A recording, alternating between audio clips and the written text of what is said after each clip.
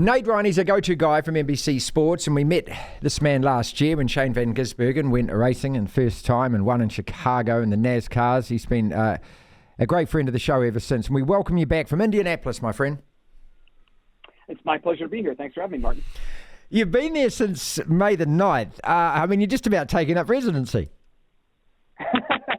That's true for all journalists who cover the Indy 500. That's why it's called the month of May.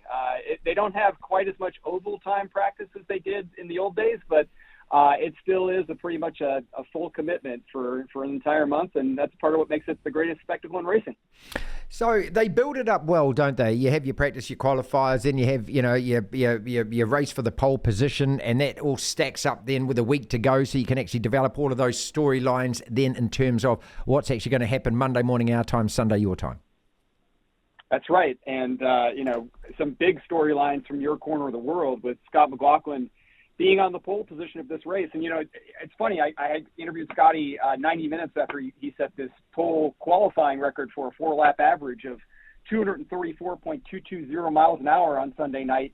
And he was talking about that he struggled in this race the first couple of years. He hasn't really had a great finish yet. He probably is going to get one Sunday. But he said one of the reasons why was he didn't appreciate what Indy meant. He knew it was a big race, but, as he explained, when he was living over in Australia and New Zealand, he didn't really get, what it was all about until he got here, understanding that it's not just a race. Like I told you, it's 2 weeks of practice and qualifying. It truly is the greatest spectacle in racing. And I think in year 4 of Scott McLaughlin being in this race, I think he's ready to win it. Wow. Okay. So that's what I was going to ask you. Just because you got the fastest car, just because it was absolutely presented perfectly for that pole shootout, just because you start number 1 on the grid. What does that mean? Does that mean that it gives you what kind of advantage? It gives you a huge advantage, Martin, in that this is very much a track position race. You can win this race from anywhere in the field, but it's a lot harder if you're starting outside the first 3 rows, because then you've got to take a lot of chances on strategy, on making daring passes in traffic, and it's really easy to get caught out in traffic or get caught out on caution, and that ruins your strategy. Scott McLaughlin and his Penske teammates Will Power and Joseph Newgarden, they're going to be in control of this race from the start because they're starting 1, 2, 3 in that first row. So they're going to dictate the first 50 to probably 100 miles of this race in terms of the pace being set, the fuel mileage being gained, and that's just going to be a huge advantage for the Team Penske cars. And like you mentioned, on top of that, they've got a really fast car, and Scott McLaughlin has been so on the gas in terms of preparing for this race. Last year he didn't do a lot of prep because he felt like he had immersed himself too much in preparation in 21-22. It didn't work for him. He qualified and finished 14th last year. This year, Scott McLaughlin came back and he said he told me he watched every in-car camera for every lap of the 2019 and the 2021 race. His teammate Joseph Newgarden won this race a year ago. He said he watched every lap that Joseph Newgarden ran last year in the 2023 Indy 500 to win it. So your man McLaughlin is very much ready to take the green flag on Sunday. What are they looking for then? I'm sorry if that sounds like a dumb question, but if they're studying that, they're studying the in-car cameras. What are they looking for, Nate?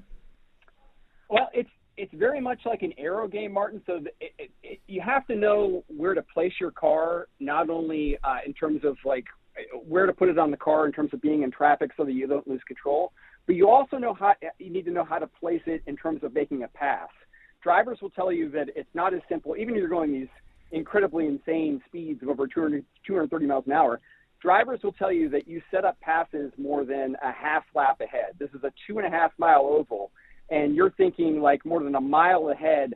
This is where I've got to place my car to pass this guy on the next straightaway after completing the next 2 turns.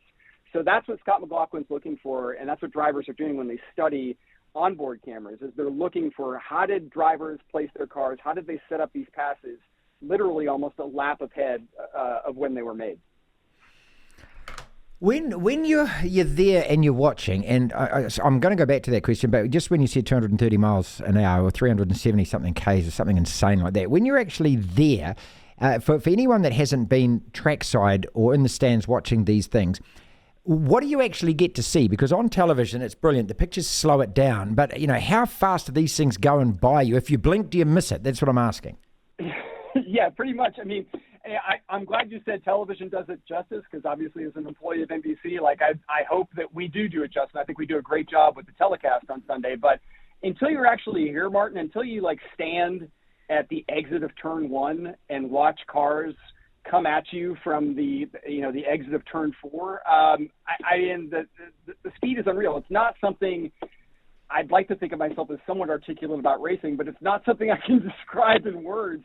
You have to actually stand there and watch these cars whiz past you and think that, wow, they're actually human beings who are turning the wheel behind those things. It's like they're strapped into literally like missiles that are just flying around this racetrack and just hoping that, sometimes somehow they stay on that maximum edge of grip without losing control. The sensation of speed here, it's unlike any other racetrack in the world.